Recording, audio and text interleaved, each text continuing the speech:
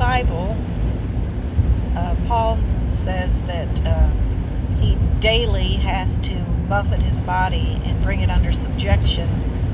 And I was just thinking about that while I was driving,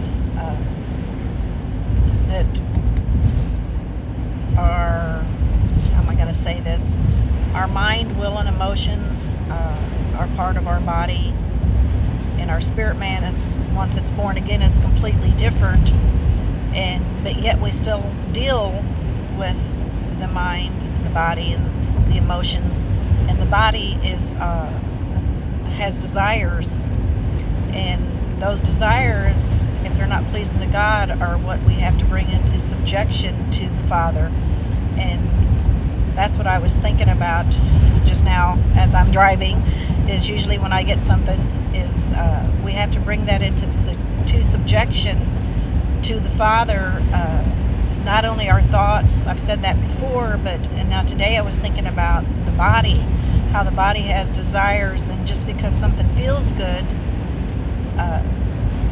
doesn't mean that we're allowed to do it.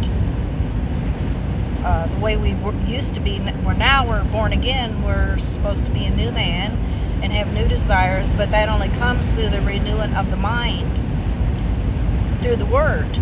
So in order for us to bring our body into subjection, then it has to be renewed.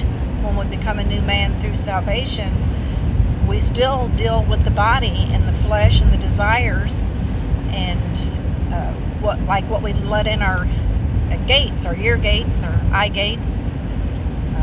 So what we see causes desires, what we hear causes desires.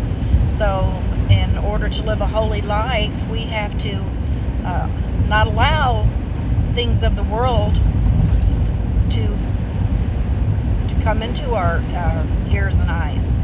And it's hard when you live in the world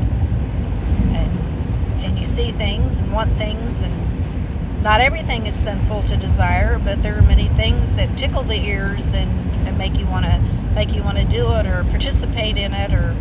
But we just have to be very careful if we want to live a holy life, that we bring into subjection, like Paul said, we have to bring these things into subjection. It is not going to happen on its own. And just because we read the Word, our mind is being renewed, but our flesh is still at war with our spirit, our born-again spirit. It still wants to do the old things the old way. It's in our nature.